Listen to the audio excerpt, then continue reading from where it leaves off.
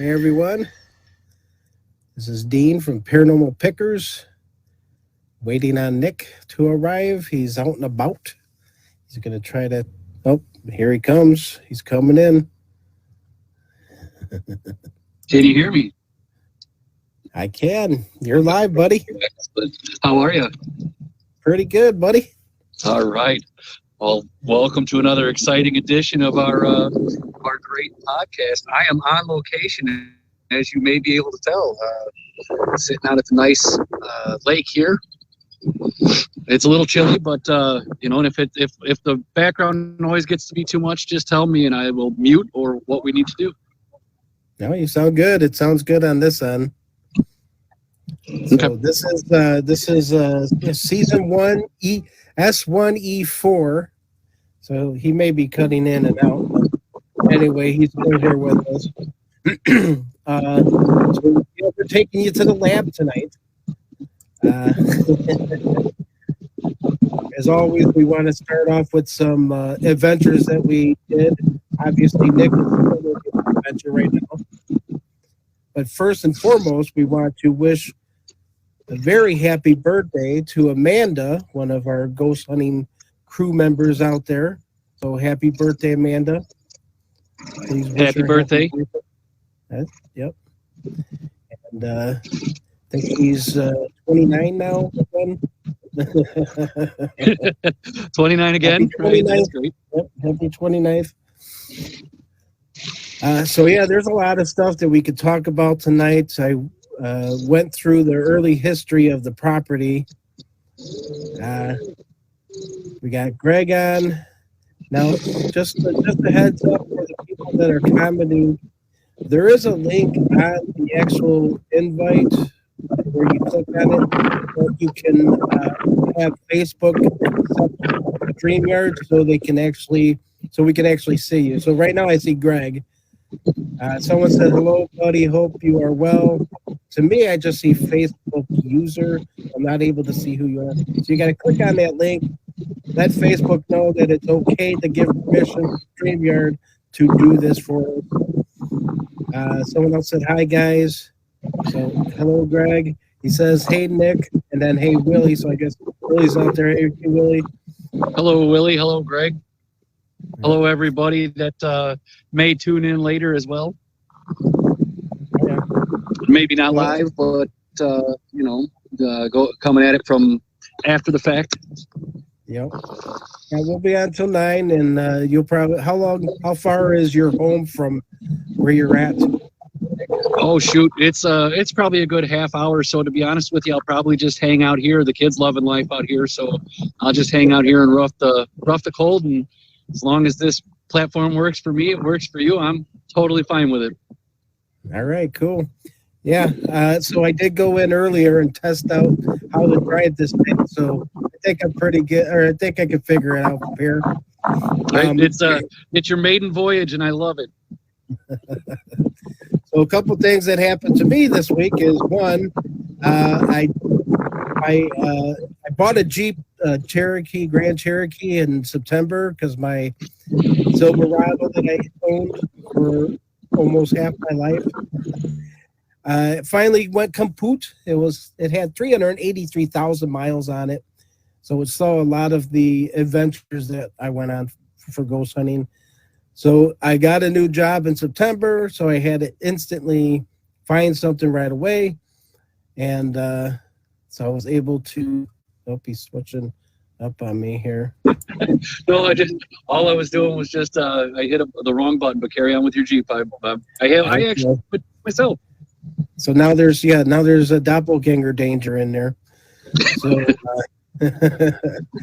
so yeah, I bought a new car, traded in the Jeep. The gas tank skid pad fell off, and then the tranny was giving me a problem. Can I say tranny? Transmission was causing some issues, so I had to just I got tired of just worrying about getting to work or getting anywhere for that reason.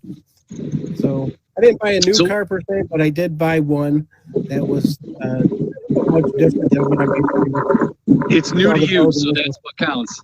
Yeah. Actually, I bought a Ford Ranger. It's my first Ford. Don't tell anybody. Don't tell anybody I'm a Ford owner. Hey, there's nothing wrong with Ford. I own a Jeep and a Ford, so you're fitting right in. Well, since I got you on the spot here, and we are talking about the lab, I believe you came to the team back in 2010? Has it been that long? 2010, I think May 9th, 2010, I believe, or before that.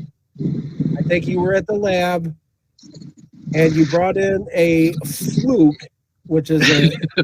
I've been a fluke the entire time we've been here, all right? That's for sure. Well, yeah, you had the...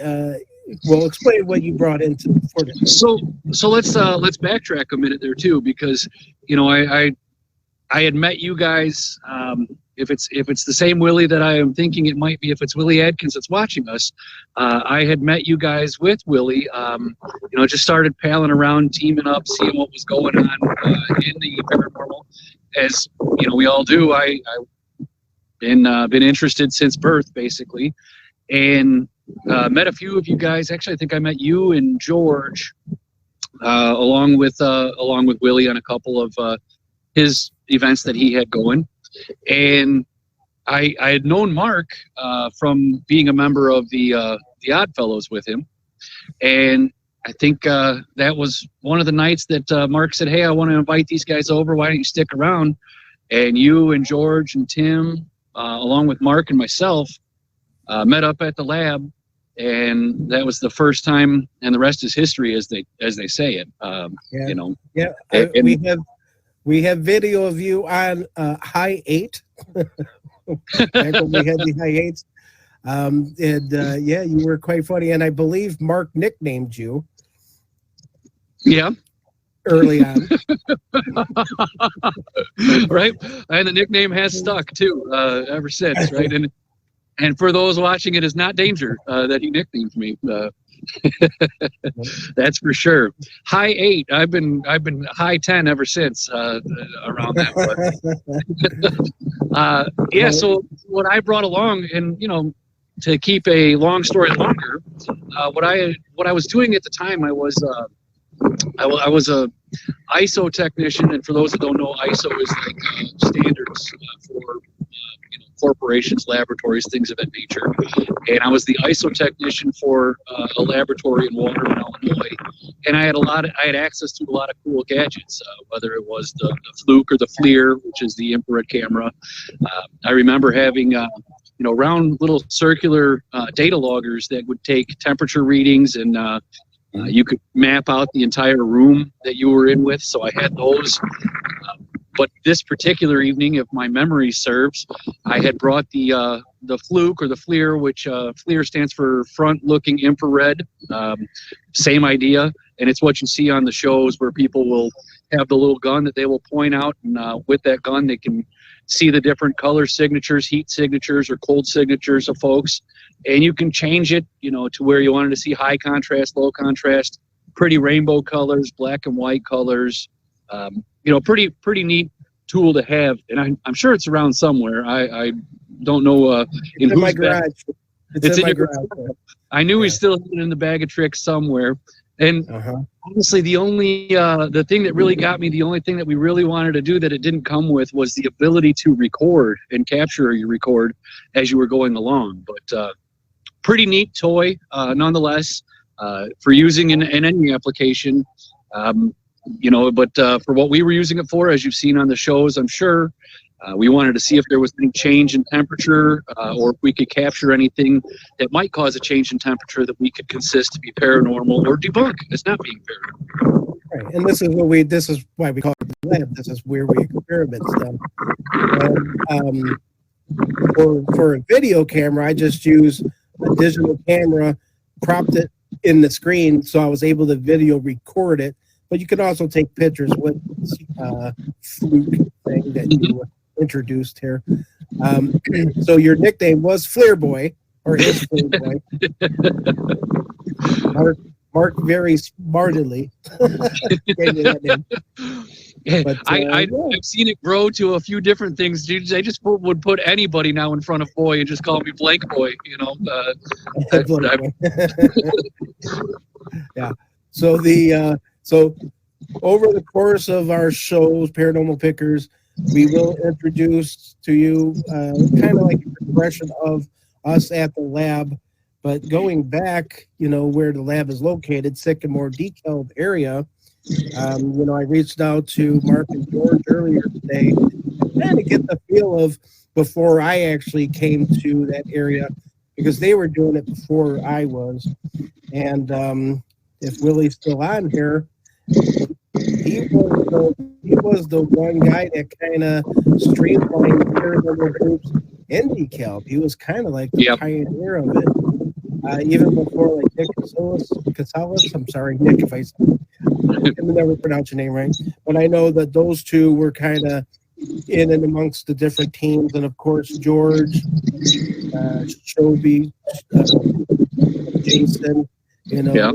and then uh, a couple of Brandy. Don't the leave out lab. Brandy. Well, that was with our team. Yep.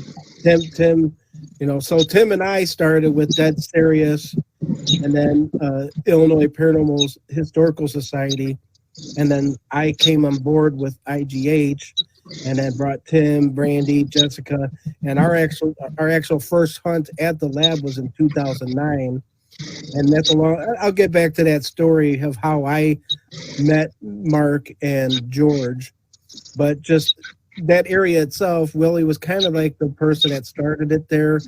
Was listening to George got into the group, Jason got into the group, Scooby got into the group. Nick was kind of doing stuff as well, and then he broke off and kind of did like a DeKalb, DAGR, DeKalb area. I don't know. I don't know what this. I don't know those things. But so they kind of mix and match, and kind of like what we did when we first entered, Illinois Ghost Hunters and started doing stuff. Um, and there was more exciting things just other than the lab. But I think it's over the test of time has proven some different things that we can actually validate. And if you have a place at your fingertips 24 hours, 7 days a week, and you can actually start doing things repetitively, testing things, experimenting with things. And ironically, I was able to get some of Mark's early footage from before I even joined, and listening to the audio, I was able to capture one of the person's name that might have been there. So, but you got to remember, back in the days, the audio wasn't as good as it is today. So it's hard to really tell without like headphones. I can't play it on the phone from you and say, this is what I heard, unless, by the time it gets to that point, it's already kind of like messed up. Well, shoot, 10 plus years ago, I mean, it's amazing to see how far technology has come all over the place, not just in the paranormal field, but as those change, obviously, to your point, I mean, things can become a little bit more clear. Right. So I did want to give a shout out to the other Nick, the NIK Nick, and Willie, the early George, and Jason and Shuby, and just starting that process out in that area, and just even having us to find them or you to find them and discover. And what happened was a couple of your Oddfellows, because this is an Oddfellow lodge, they were curious about the building itself. They were doing investigations like in 2006 or 2000. I know Mark joined the Oddfellows 2002. So that's kind of where he started. So we'll bring him on to tell his story one day. But over the time, he learned that other people were experiencing, and they went out to George's clubhouse, and they did a show there, and that's where Tracy and Gramble, if I can say their name, went and watched them, and then got the team to come out and investigate the lab. And that's when they met Mark, and Mark was part of the team immediately. What did they call him? They called him. They gave him a name, Sparky. They gave him a name, Sparky, because every time he said he felt something in the picture, it was always like this orb. This place is haunted. So they called him Spark. They called Mark Sparky. Um, so, which brings us up to the building itself. Now, before I get to that point, we were talking about the FLIR. Now, here is the device that we use to the phone apps that people use today. Yeah. So, can you get a FLIR phone app? You can. Yeah. Yeah, well, you can get a phone app that does it. And I believe George one night at the lab went in deep into the fine print, and it says it's a simulation. So it's just like it's simulating the FLIR itself. So it's actually more of a simulation, But your handheld device, that's the one that is like a truer sense of what we're actually experiencing. We can actually see heat registers or heat signatures on floors. We can see heat signatures of that nature. So yeah, so to give you an idea of the machine, and we had to have it regularly calibrated. But what we were doing with it in the day-to-day applications is the laboratory I was working in, they had temperature-controlled rooms, and they had to maintain that temperature for 95% of the day. So you'd have to go down and check that and see if there was any leaks in the room or anything. And so what it was used for was to find the temperature fluctuations and make sure that the rooms were controlled. Now, to your point too, I know folks that are in the firefighting industry that have used those to try to find the heat source of a fire, and they can utilize that for where the starting point of the fire was too. Yeah, exactly. And that's why they're expensive. Yeah.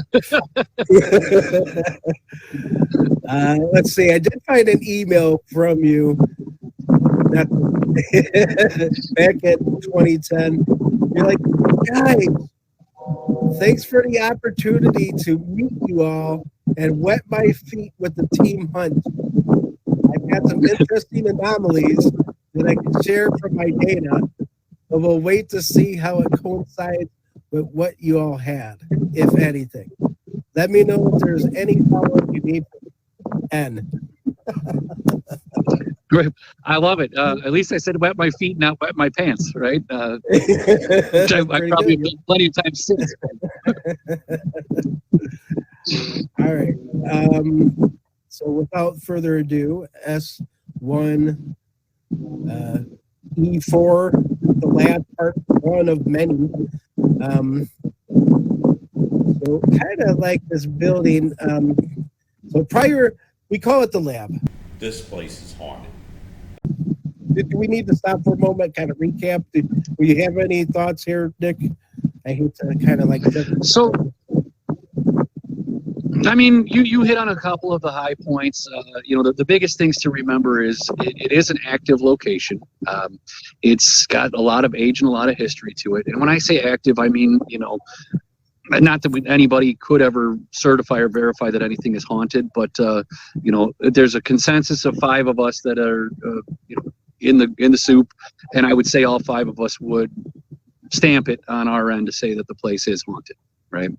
That said too, I mean, it's one of those things that we're lucky enough to have private access to, because it's not open to the public, so it's not saturated with everybody going in there. You're gonna get the geese behind me, but it's not saturated with a lot of people going in there. So don't look up. Right. So that you've got a chance to get your feet wet, so to speak, in the building, being that we can try out things and try out the new things. So, I don't know if you wanted to start with general building history as to where it is, and then go from there. I'm going to go with the early family prior to it becoming the IFL. So I'll touch on a couple of different things. Okay. But, prior to like Tim and I, or Dead Serious or IPHS at the time, because Tim and I started back in 2007 ghost hunting.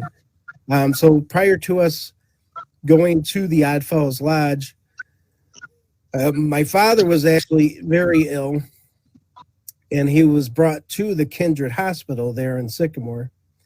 Now, my cousins who lives in Sycamore, they were members of the Oddfellows and the Rebeccas. So I was explaining to my cousin Lisa ghost hunting stuff, and she's like, the lodge is haunted. And I'm like, oh yeah, cool, yeah, get me in. So like 2 or 3 days later, she's like, oh, someone's already investigating the place. His name's Mark. Here's his number. So that's how that all began. So then once I met Mark and George, and I was one that early on that followed websites, because I noticed that a lot of websites ran the course and some dropped off. So the ones that ran the course, I always kind of paid attention to, and IGH was one of them. The team of Willie, Mark, and George, when Mark got on board there. So, and found them fascinating. Like you just looked around and found stuff, and when you meet people or find people that have the same interests, you want to kind of gravitate towards them. So now we get our first investigation, which was September of 2009. So they were investigating the place, I want to say 2006, early on. I'm sure as the members of the group were there too, not maybe a quote unquote professional investigation, but I can add more flavor to that later. But I know that they had their own encounters and then their own experiments that they did. So it's interesting to know the experiments of the lab have been going on probably since the inception of the Oddfellows there, and having the interactions with the spirits that are there. Yeah, so the original building was in downtown Sycamore, burned down, and then this property was given to them, and I'll get to that later on. But of course, ghost hunting and starting off, we're taking a lot of photos, flash photography, audio files, video. We spent so much time reviewing this. We kind of where we are today. That's the process of learning this field. I mean, and we're still learning. We're constantly learning. We're constantly answering or asking more questions than we ever have, just because of the new technology and everything. So this field is just beaten up like a dead horse, with kind of like, the horse is still alive, but it's, anyway. Yeah. Well, it's interesting too that the more things evolve, the more they revert back. History Right. repeats itself, so to speak.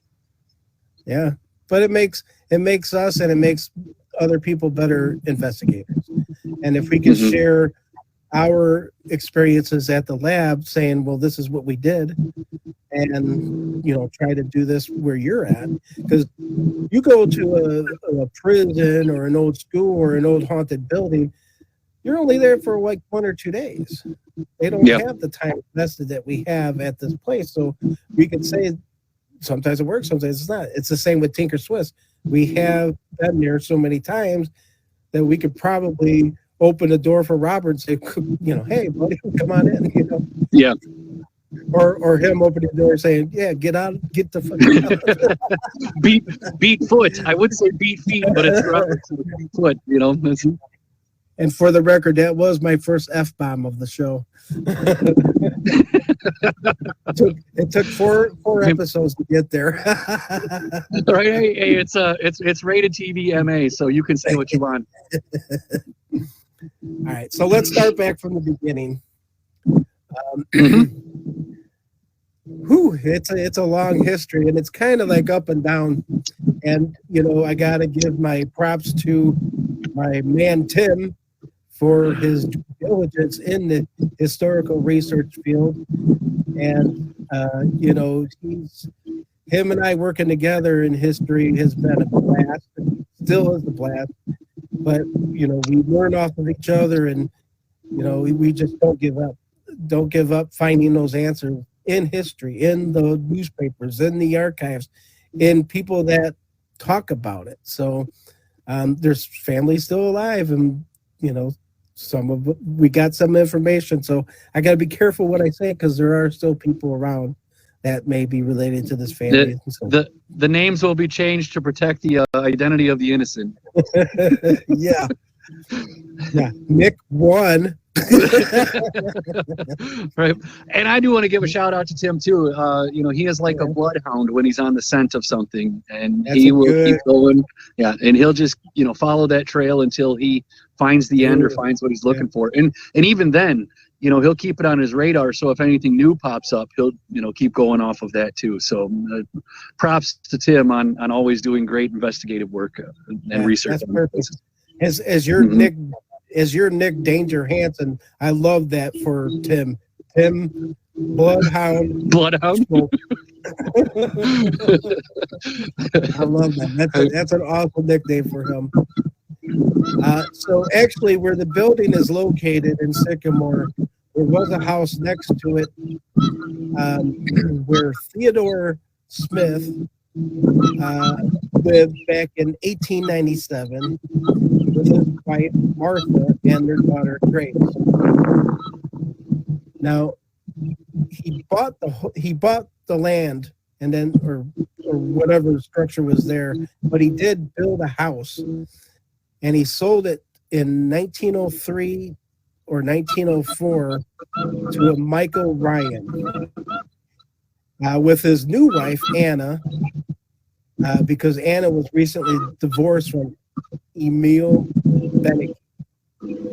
So just to touch on those, Anna and Emil were married in Hanover, Germany. They came over in 1879 and they arrived in Sycamore about 1885. So this would have been they lived in the area, but on May 25th, 1901, Anna requested a divorce from Emil because he was cruel, very cruel, and she actually feared for her life.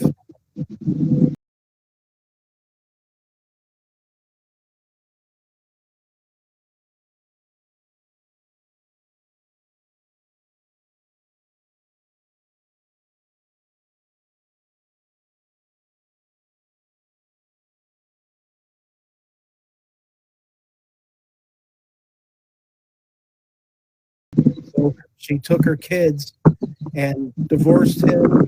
Kids got married to Michael Ryan.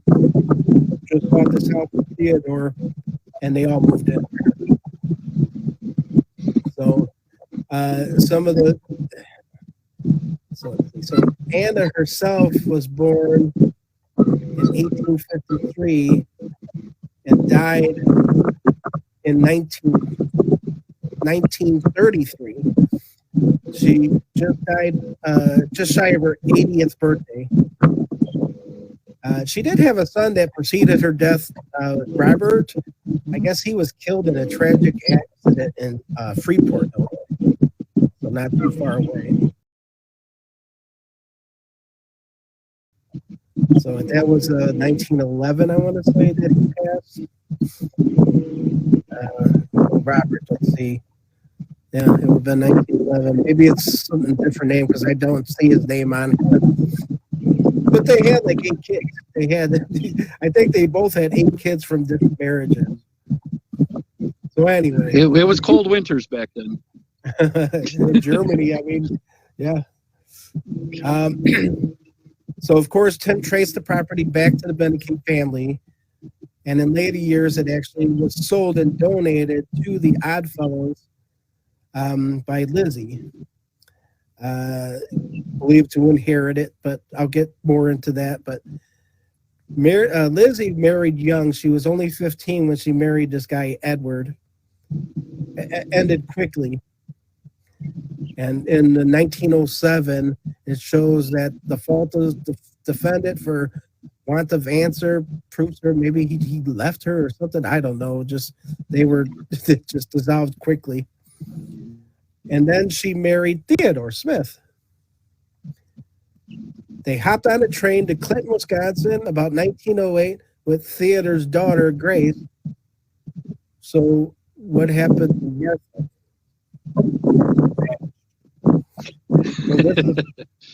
So this prompted a lot of our sessions at the lab because, like I said earlier, I was using this Olympus audio, and I had this online, what do you call it? Where you upload your audio and you put it into this thing Yeah, it's application, kind of I like a guess. voice analyzer, online. Yeah, so it was an application for the tool itself. So I was able to use Index. So with my noise canceling headphones, I was able to listen to the change in the audio, and I hear what I hear, some kind of words or a response, but it's so faint. So of course, my audio can pick it up, but I can't really explain what it is. But we started hearing gunshots, all this other stuff. So we started wondering, like, oh, did Martha get killed? Did she get shot? I mean, what was going on here? What's happening in this house? Because she just disappeared. Sure. Yeah. So there was no record of her after Theo and Lizzie left to Wisconsin. And then all of a sudden, Theo and Lizzie had a daughter in 1909 while in Wisconsin. And then in 1920, Lizzie comes back home to live at this house without the daughter. She just comes home. So how old would the daughter have been then? Let's do some quick math on that. She has a daughter and then comes home without the daughter. How old would the daughter, or should the daughter have been at that point? Well, she was pregnant before they got married, so 1909, so 1920, so 11. Yeah. And Theodore had his daughter Grace, and then this new daughter Elizabeth, or Lizzie Jr., as Tim likes to call her, Lizzie Jr. So they moved to another part of Wisconsin. So 4 years later, Lizzie marries somebody else in Sycamore, Eric.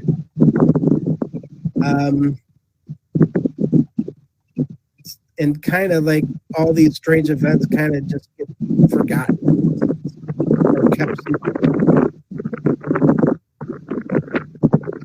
So the house itself, I'll get back to some of these folks as well, because I know it's intriguing and it goes up and down, but This place is haunted. the house itself, by 1930, the only people remaining at the house were Anna Bannicky Ryan, her son Paul, Paul's wife Lily. Now, Michael Ryan, the guy she remarried, died in the home there. So on that property where the lodge stands, he died on that property in 1921, and then Anna died in 1933. Did Anna die on the property? I don't believe so. No. Mm-mm. Okay.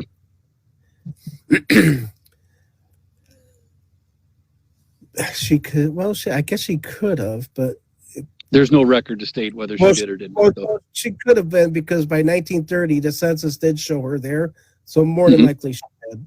I could double check that, but 3 years later, in 1936, Paul's sister Dorothy, she goes by Lena, died of a sleeping pill overdose. And the wake was held at the home. We actually have a photograph of that. I wonder if I could bring that up here. Let me use my newfound skills here. Right. While you're doing that, let's recap while you're doing that, because you've given us a lot of information, and I'll recap what you said while you're pulling that up, and correct me if I'm wrong as I'm going. But so we've had what I can record from your conversation here, two what I'll call strange anomalous disappearances of people who are on record and then just all of a sudden not on record after that, whether they moved, disappeared, what have you, unknown to us at the time. You've had couple different multiple marriages through somebody. You've recapped that at least 2 people that you know of passed away. One that you know in the house, and another that you know had a wake in the house. So, from the standpoint of at least folks, sharing their last breath in the house, we know that at least one of them has, and at least we know that there was an observation or a wake, as they would call it. What did they call it? The parlor room back in the day. They would have had the visitation or the wake in the parlor. This place is haunted.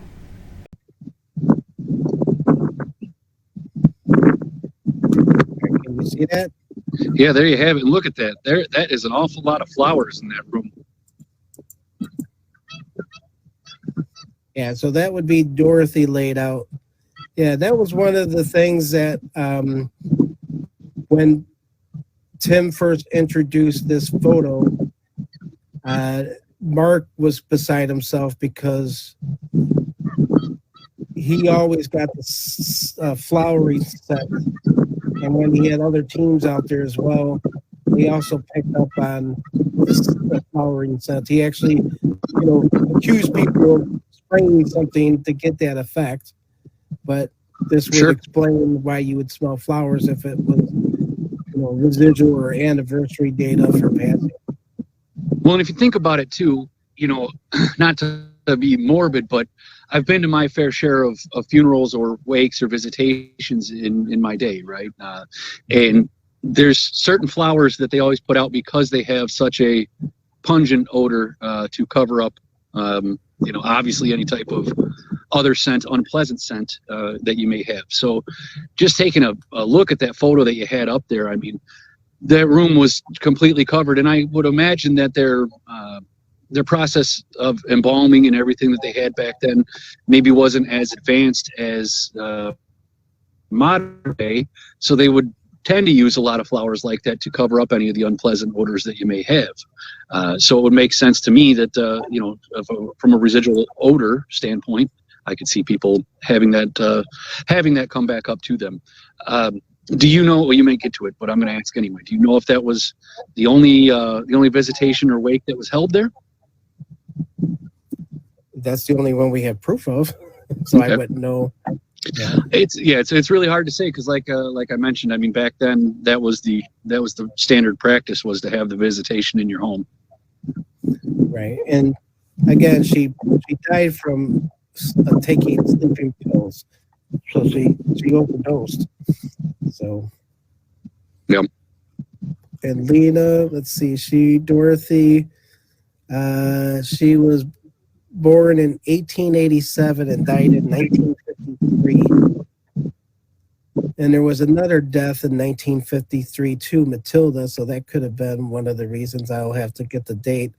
And then, ironically, Paul and Lizzie died in the same year, so it was kind of like, following suit with the family. Sure. Pretty wild. So, with these events, like you said, Paul and Lillian by themselves in the home. Paul's nickname was Heine, which was derived from one of his middle names, Henry. And in World War I, a grenade had exploded near him, which gave him permanent damage to his hearing. And by the early 1960s, Paul was living by himself at the home. Now, by that time, the home was in disrepair, and Paul was unable to care for himself any longer. And because of this, Paul moved in with Lizzie, which lived in kind of downtown area, kind of behind the main strip there, let's say in California. He died in 1966. By 1966, after years of neglect, the house still remained vacant. So from reports from our source, the house had 16 heirs, so like inheritance. Mm-hmm. And none of them wanted it. None of them wanted anything to deal with the property because it was such in bad shape, Mm-hmm. So that's when Lizzie stepped up and finally donated the land to the Oddfellows in 1966 for $1. $1. Couldn't pass that up, huh? Could you? No, that's a great deal. Yeah. So later, of course, a lodge was built that year. So the IIOF, whose meeting place before has been destroyed by a fire, which we said before. And then after she donated it, she died a year later. Let's see here. I'm reading the red words here by myself here because I don't want to get right. While you say that, I want to mention Laura brought up in the comments that where the old game ring around the rosy, pocket full of posies. She said that's why they used posies because it it stopped the odor of the I'm guessing it was the Black Plague at the time and of dead bodies around. So you carried posies with you to sniff. Leave it to Laura to get dark here. Hey, I'm in the dark. Yeah, you are in the dark. So yeah, it was the property was listed as not being worth more than $10,000. No one was interested in the ramshackled place and just walked away from the inheritance. There was one miner that lived down the street, actually, or next door. There was another miner there that lived there, so he couldn't take possession of it. So that's when Lizzie donated it. All right, so then let's go back to Michael Ryan. When he married into the Beneke family, he was the head of household from 1903 until he died in 1921. Like I said, he died in a home. Most of his life, he was living on the farm, and in 1891, he retired and moved to Sycamore and married Anna. He was born in Ireland and came to the United States when he was just 17 years old. And once established, he sent for his mothers and brothers to come by him. He was a veteran of the Civil War. He died July 5th, 1921. The newspaper reported that he died of a wearing out of a long and well-spent life. That's what I want on my newspaper. On my obit. Come on, man. He died of a wearing out of a long and well-spent life. Holy crap. Right. That's what like, a way to go. It's like you got to bow down to that, you know? Right. That's like winning the lottery. Yeah. He is buried in Maple Park Cemetery.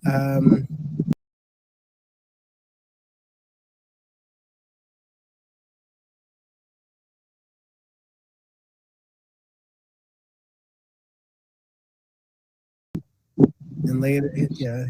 So his earlier life he had passed away, so that's why he was able to marry Anna, and they also had 8 kids.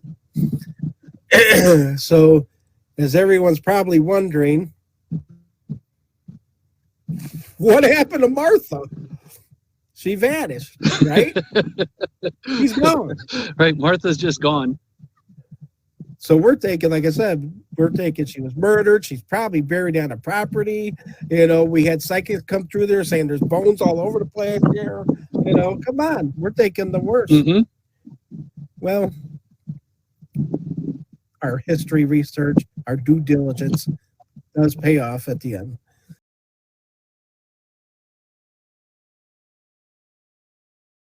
So we find that their daughter Grace and Theo, Grace's daughter, or Theo and Martha's daughter Grace married in Ladysmith, Wisconsin in 1922. They had 2 daughters, and then they all moved out to Oregon, the state, not this town, Oregon, the state of. And, of course, that's where Theo moved out there with Elizabeth as well. Theo died in 1943, and Grace died in 1977. So, of course, the whereabouts of Martha eluded us for quite some time until we dug a little deep. And Tim was so wrapped up in one rabbit hole with trying to find Martha. I just took him and we just had this idle conversation, And I just said either to him, I said, have you researched her brothers? And that kind of got the ball rolling again. So flash forward, Jessica and I traveled to Fort Atkinson, Wisconsin, to find out what happened to Martha, because that's where we found her brothers. And we actually met up with the caretaker there, and he was actually able to bring out the books to find out how she died, because she was buried there. So Yeah. she actually did die in Sycamore in their home of tuberculosis on July 26, 1905. She was buried in Evergreen Cemetery in Fort Atkinson. Okay. So we actually went up there and visited her grave. So she actually died young, tuberculosis, and her two brothers passed as well, kind of in the same time frame, around the same time. So you can see how that came about. So then Tim and I traveled up to Janesville to investigate the whole Theo Lizzie Bianchi, the whole Theodore Lizzie thing about fathering a child, and nobody knows about the child. Yeah. Well, let's see. So Martha died 1905. Lizzie and Theo tied the knot August of 1908, and that was in Clinton, Wisconsin. Lizzie was almost 2 months pregnant when she got married to Theo. When they married, Theo was 40, Lizzie was 19. Wow. Pause for effect. Yeah. No kidding. Well, I've heard worse, trust me. And and when we do an episode of Alden, whoo, wow. You want to hear 40 and 19. That's nothing. Right, so the only well, the one thing that was still a mystery to Tim and I was what happened to Lizzie Jr. or Elizabeth. So we did find her in the 1920 census in Wisconsin. Okay, so she did show back up. Mm-hmm. Well, in 1920. So yeah, we're kind of assuming that she went out to Oregon. And there was like another Theodore, where Theodore was buried. There was like another Theodore Smith buried there too, but they were like only 10 years apart, so it couldn't be father, father son, 10 years apart. So sometimes they can get those ages wrong too, though. They can. I especially back then, they weren't 100% accurate, but 10 years is a big discrepancy to have. Right. And so the source that Tim was contacting kind of got suspicious when she looked at Ancestry and found that Tim was the person that was putting all this stuff together, and then also reaching out for information that she had. And plus the fact that it was an Oddfellow Lodge, and her being religious kind of questioned the way of the Oddfellows. And so she was kind of like, she started hesitating for a second there. But she did let Tim know that that side of the family was kind of strange back then in the early 1900s. So she's not surprised that there was paranormal things happening in the area. Yeah. She actually mentioned to Tim that they were raised Lutheran, so not strict churchgoers, but nonetheless Lutherans. A relaxed Catholic, as it were. Her words, not mine. And, like I said, no one spoke about that side of the family. And then when she was doing her research in the 80s, she was kind of starting to see why they didn't talk about them.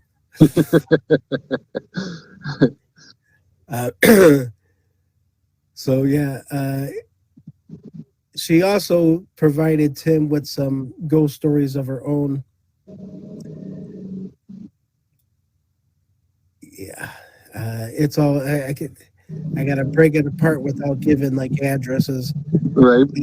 So she would love to hear about a one location where the head of the household ended up there in 1901. He was a tailor in town until he lost his eyesight in later years. It's a very strange family portrait that was involved. I guess she lost her hard drives and lost a lot of footage there. Now they thought that Dorothy, the one picture that I showed you, was the strange one. Until she says that she found out that she sued her brother George, took his home away from him in 1911. So like that. So there was like some family stuff going on there. Of course, when the Germans came over, they like to change their name, so a lot of the history, and that's what Tim does. He knows all the different spellings. Yep. I'll give an example of that as well. She also says that when she was growing up, by the time it was well, her father got too old to remember anything.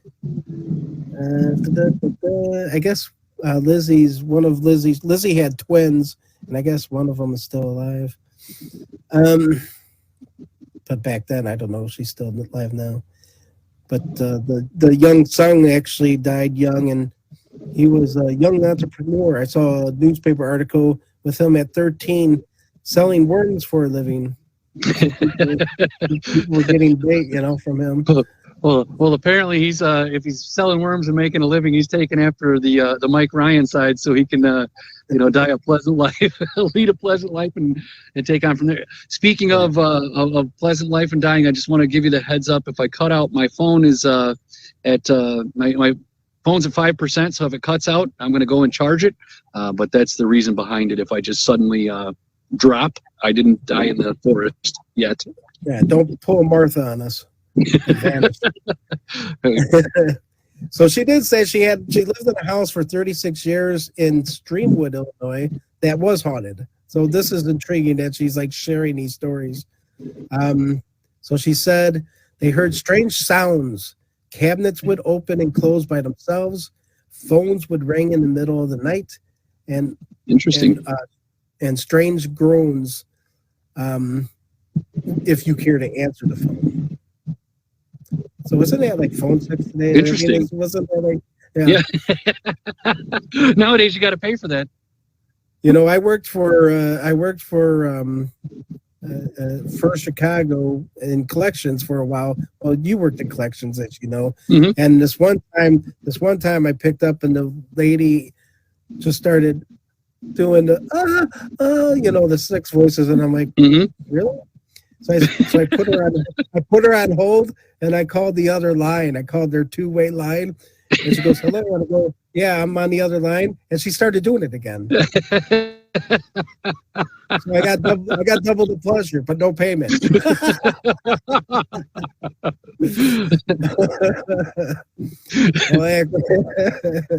Right, Joe. She was trying to get that money back. See, like I said, they charge. It's like not that I would know, but it's like $2.99 the first 5 minutes, and then whatever the rate is after. $2.99, man. I got to get my refund. So anyway, let's see. If you care to answer, dripping sounds from above the center of the house and chain dragging sounds only at night. She actually seen a robed figure. She said it was manly, kind of blue looking, with shrouded hood in the hallway that would disappear when you tried to focus. Felt a sudden jabbing in the shoulder while sitting near the central hallway. Toilets flushing by themselves in the middle of the night. And she says that kind of stuff. She said relatives that had to stay that night never slept and always were quick to leave at the first appearance of daylight. So we got Nick going to charge his phone here. So the source person said that she talked about getting infrared cameras in the hallway to prove to the skeptics that what they were experiencing, but they were kind of leaning towards some kind of Indian burial ground in the area, but they never took it any further. She said being young and mostly broke, they never did anything but speculate. So they sold the house.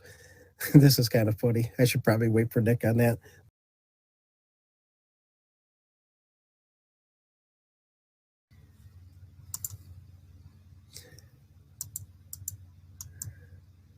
So that would be Michael Ryan.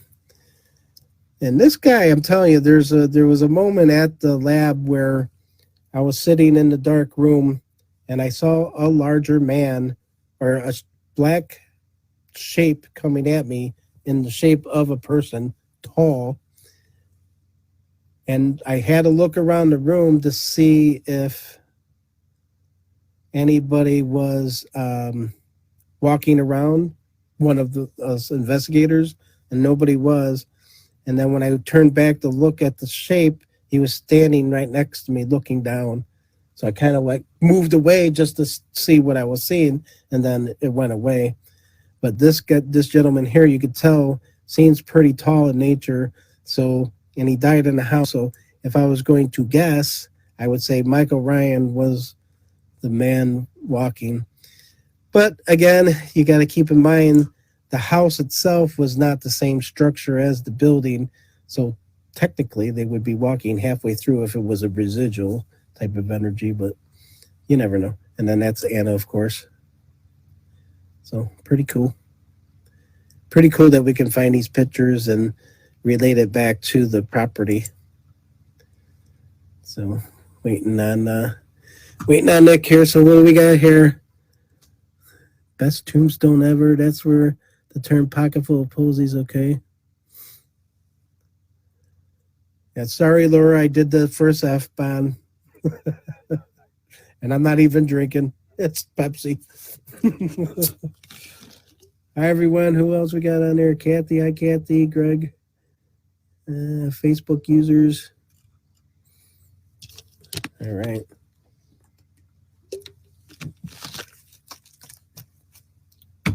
All right, so back to the history here. See if Nick comes in. So the story about they were speculating Indian burial grounds at this house in Streamwood. They sold the house and they had occasion to see the new owners, which was kind of cool. But many months later, at some social gathering, she says, and they kind of chastised her. They said, "Why did you never tell us this house was haunted?" They told us that they had the place exorcised, so it was no big deal. That's how, exercise done. Never had the experience like that again and never hope to, she said. She finished up. I need Nick's commentary here.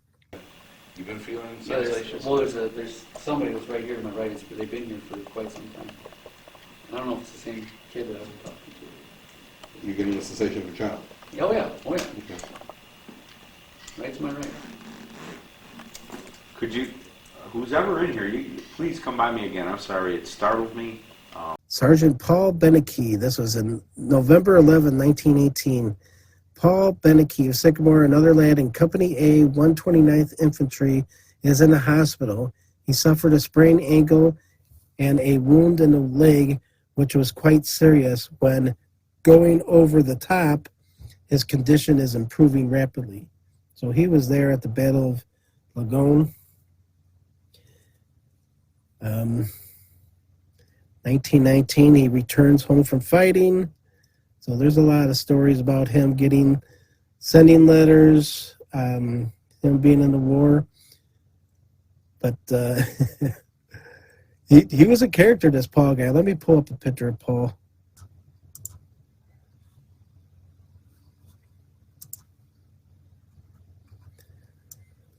So this is Paul Beneke at a younger age.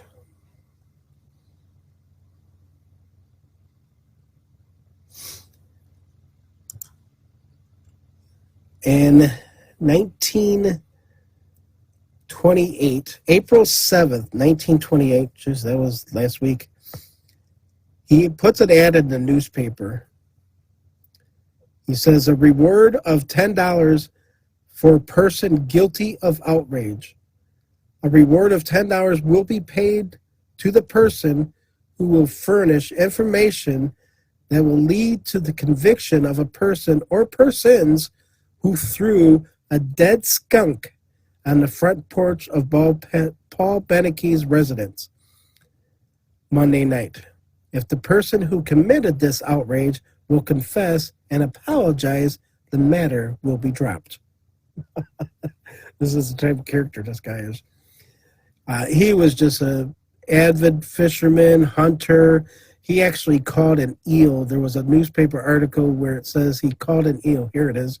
July 31st, Paul Beneke catches a 30-inch eel at Fairdale. Paul Beneke of the city isn't satisfied with a good catch of catfish, but went so far as to catch an eel Friday night at Fairdale. This eel measured 30 inches and was the edible species. Oh, this guy just cracks me up. There was the other one here later on. Let's see. All right, this was September. Sorry to laugh, it's so funny. September 7th of 1957. The voice of Paul Heine Beneke was still shaky when he walked into the police station last Thursday. I was attacked by a monkey, he said. Beneke was walking out the back door of his home when suddenly a monkey perched on a nearby ledge, jumped on his shoulder, and put his arm around his head. He said, I went through 4 battles of World War I and was never half as scared. The monkey actually meant no harm. It was actually a pet of Jack McCluskey, who lives at White Village Cabin, and was probably trying to be friendly. Usually kept tied, it occasionally gets loose. McCluskey got the animal, which stands about 3 feet, at Fairfield 6 months ago. Beneke said he was scared stiff by the monkey and couldn't move at first. God. Oh, this poor man.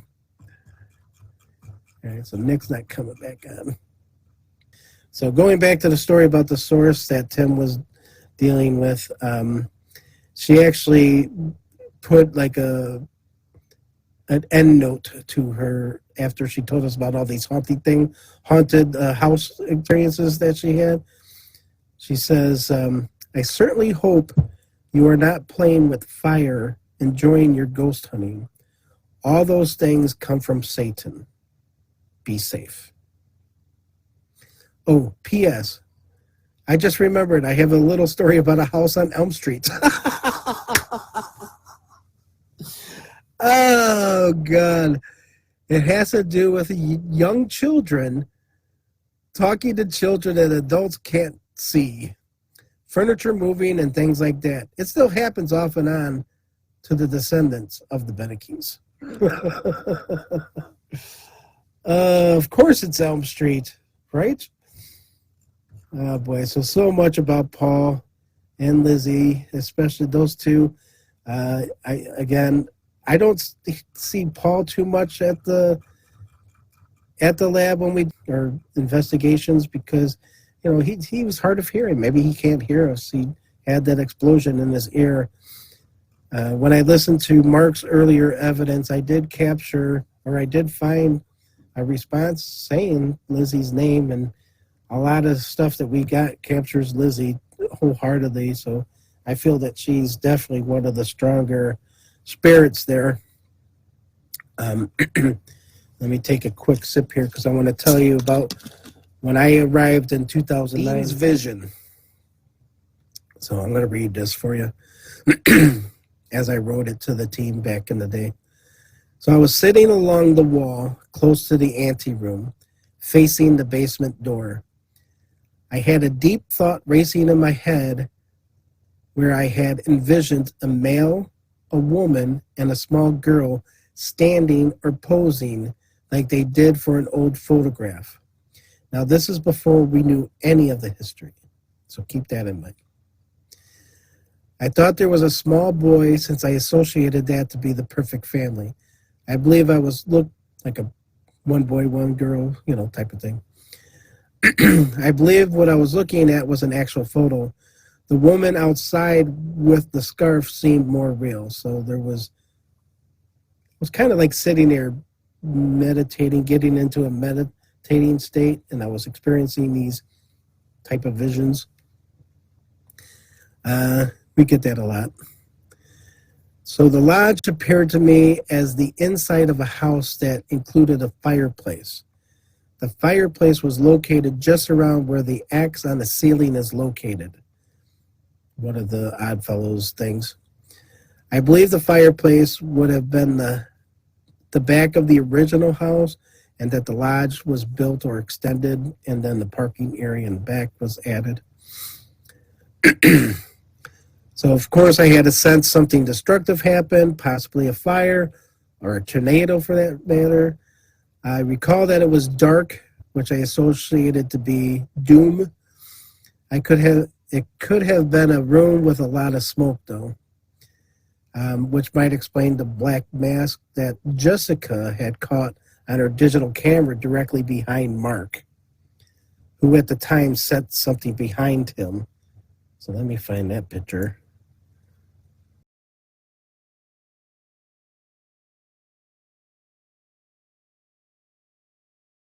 So my thoughts then took me to a cemetery of all places. Now this is where it got kind of weird for me. Not that the dark stuff didn't, but this seemed like real. It was like I was dreaming, but I was awake. So it seemed like I was walking backwards or driving backwards, and the gravestones were appearing as I continued to walk, but they were kind of blurry in nature.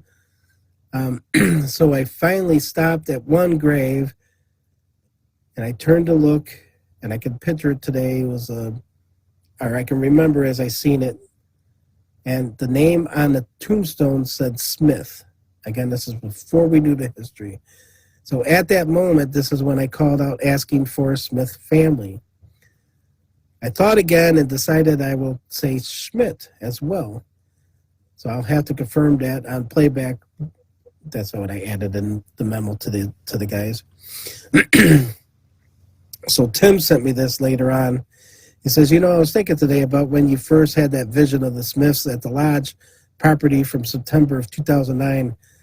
He decided to go through some of his old video files and found that moment, so I'll bring that up. Upon further review, he discovered something interesting. He said that I asked the question, did something bad happen to the original family that lived on this property? George quickly answered no, which was interesting because it was a direct response from the ghost box. You begin to ask a second question, and at the same time, I believe George says, via the ghost box, there was a woman. He says, I'm not sure what you're thinking, but I wonder if this was referring to Martha. Over the next 3 minutes, you continue to ask a few questions or ask the confirmation of statements. When you ask, was the name Smith or was it Schmidt? What is interesting about this is that Theodore Smith was of German descent, and his father's name originally was Amon Schmidt. When Amon immigrated to the United States, it was changed to Smith. Very interesting, these impressions you were getting. I included the whole segment, but cut out some dead air, so could get the file small enough to, okay, so anyway. All right, so yeah, he goes on. So yeah, let me pull up that video. So this is the actual moment Paul resembles Nick.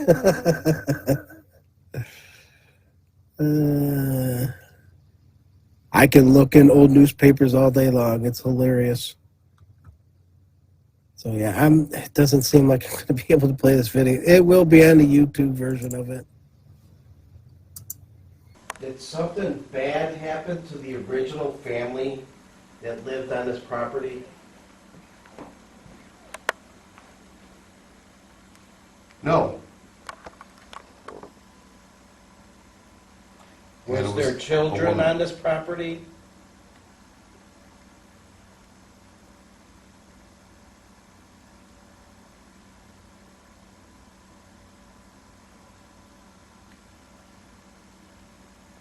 There was a family here, a man, a woman, and a boy and a girl. Is that correct?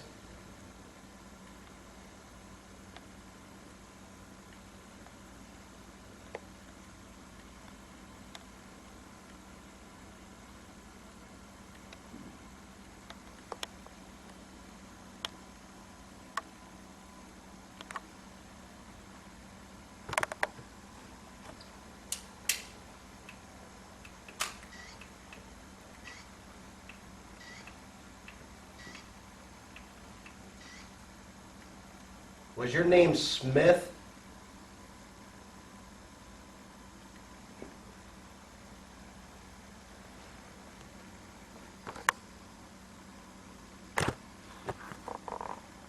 Or was it Schmidt?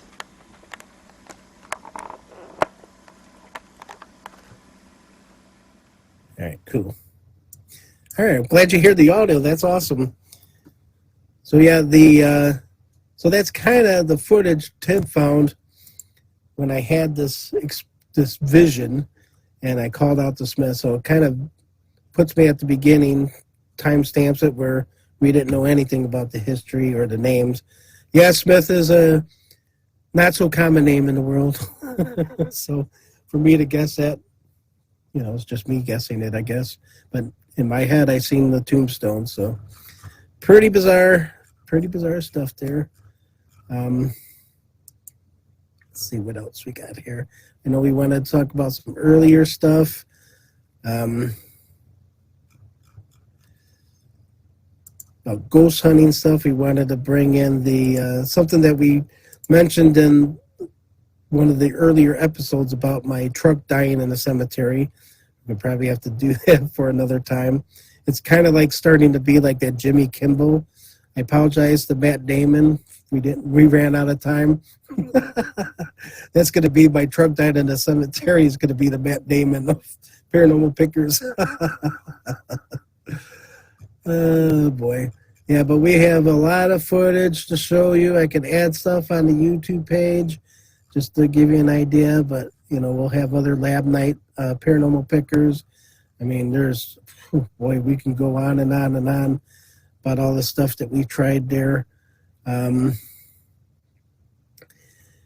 But let's see. Another thing about Paul was he did receive the Purple Heart January 29, 1952.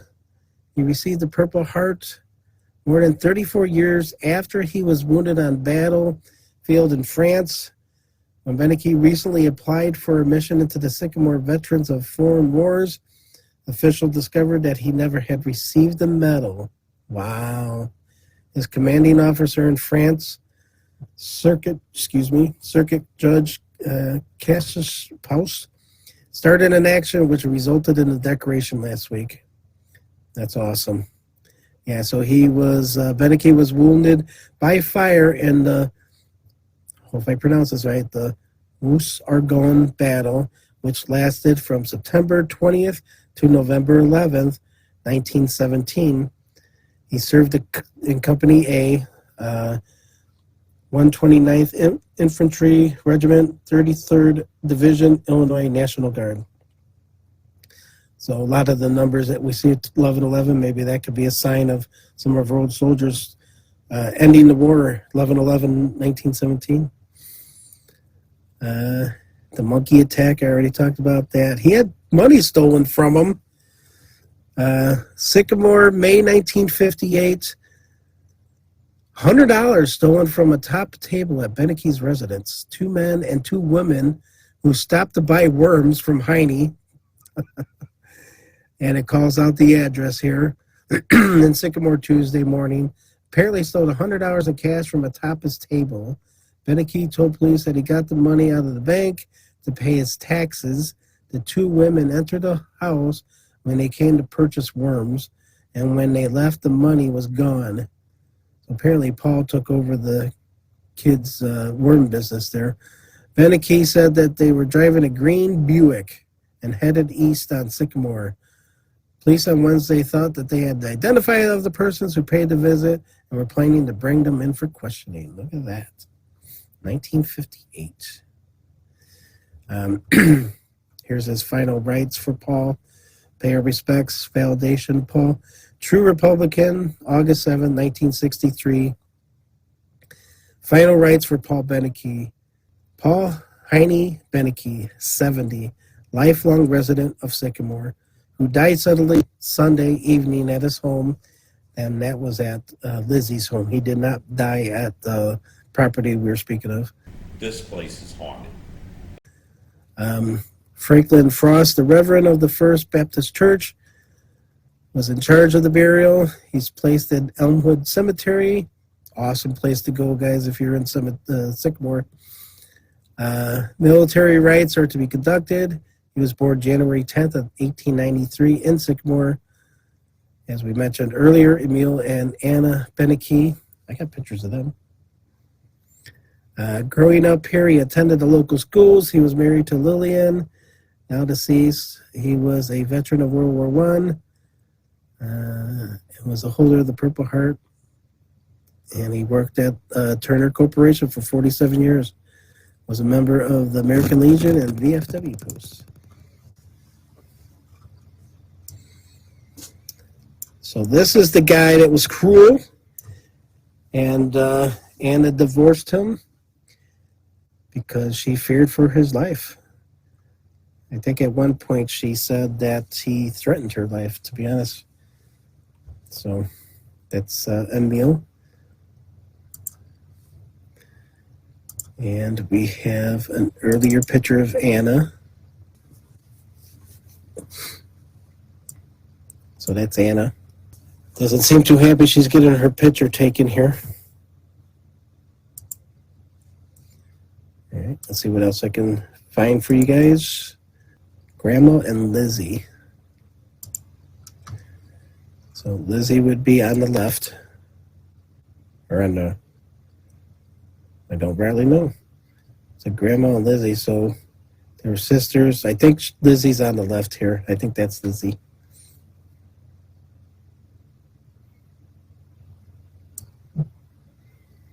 Got the collar up. Got the fashion of that day. Looks like they're... I love old photographs too. You can actually see what's behind them, get the air, the different kind of fashion going on. I like the older photos so I can see the old cars in the background. So that's Lizzie and her sister. Let's see, what else? I did actually go to Michael Ryan's grave and sat out there for a while. It was kind of a nice day for it. Michael Ryan showed that one. And on Find a Grave, this is his picture on Find a Grave. This is Paul Beneke from Find a Grave. Getting faster at this. So that's him as a soldier. Now we did have Dale come out the first time, 2019, I forget the year, but anyway, and we actually got a French word come out on one of the ghost box. So if you check out our YouTube page, you'll see that footage. That's a separate video. So that was interesting discovery with the ghost box. And so that was Paul as a soldier. Oh, this is Lizzie, her husband, and her twins. So Lizzie, that's Eric and their two twins. So a couple more minutes here, guys. Looking for more pictures. And the twins. Oh, there's an older picture of them. Son looks like Paul.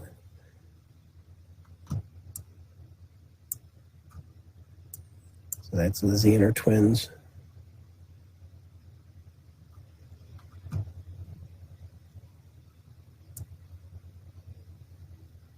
All right. Well, I want to thank everyone for stopping over at the Paranormal Pickers. Looks like we lost Nick at the end here, but I'm glad he was able to jump on.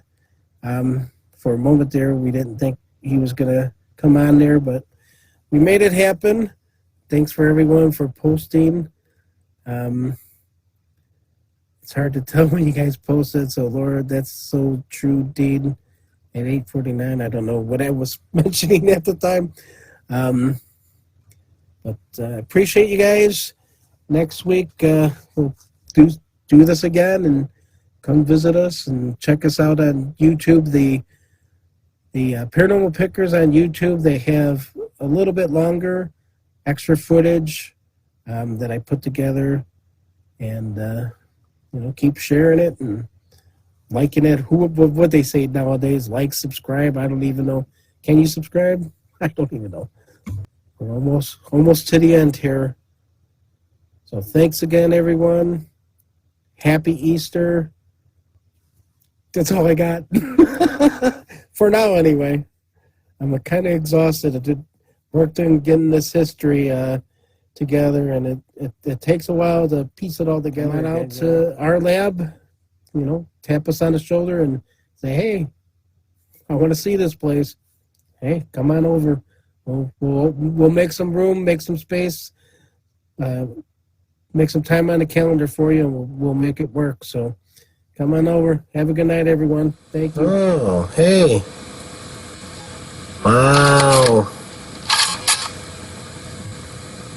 Oh, hey, everyone. It's Dean from Paranormal Pickers. Oh, I got the preview for the next episode. Oh, yeah. Here, take a peek.